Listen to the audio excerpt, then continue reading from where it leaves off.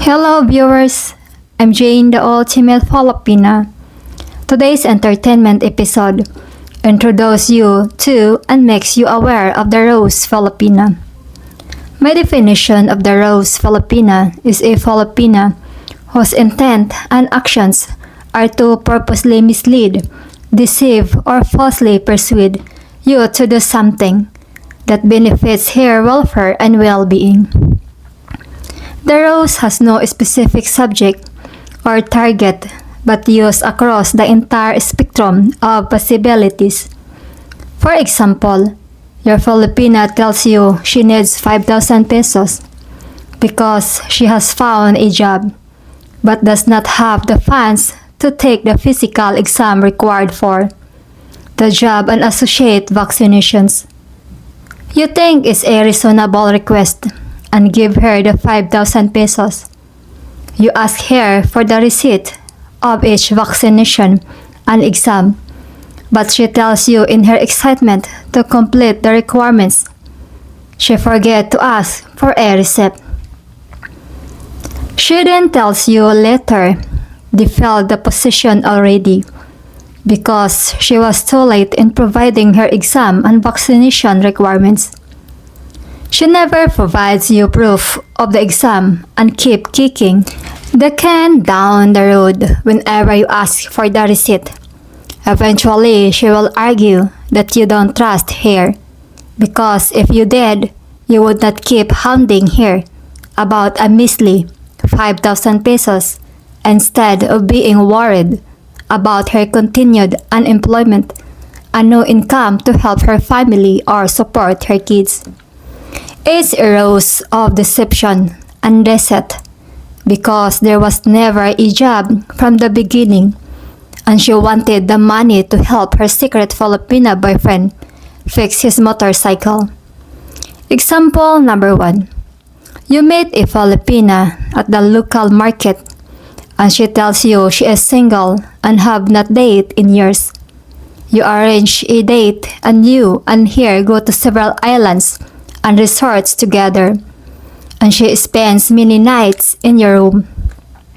She gets pregnant and informs you that you are a father. You agree to support the baby, and she asks you to pay 100,000 pesos for her annulment from her husband so she can marry you. You are shocked that she is married but initially told you she is single. Her rationale is that she is single because he abandoned her many years ago and started a new family. Therefore, in the eyes of the public opinion and family, she is single. However, in the eyes of the law, she remains legally married. It's a ruse and deceit because she gave just made you guilty of adultery and her pregnancy is all the proof the law needs to convict you. Her husband learns of the pregnancy and asks you for 200,000 pesos to agreement to the annulment, but more importantly, he will not file charges for seeing his wife against you.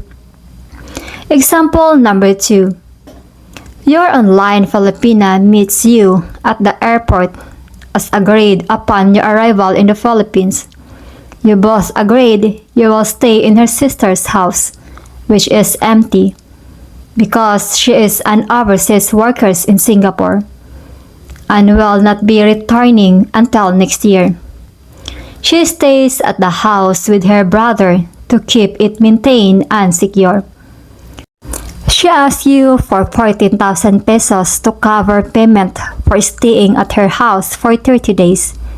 It seems reasonable and much cheaper than a hotel. You learn later that you were actually living at her house and the brother is actually Git husband. All that banging you were doing in his house was with his wife.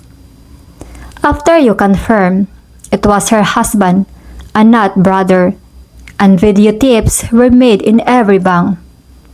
You have to pay 100,000 pesos to get out of the situation. Not only were you deceived and duped, you were a victim of your own lust, trust, and failure to verify, and definitely a victim of the Ruse Filipina.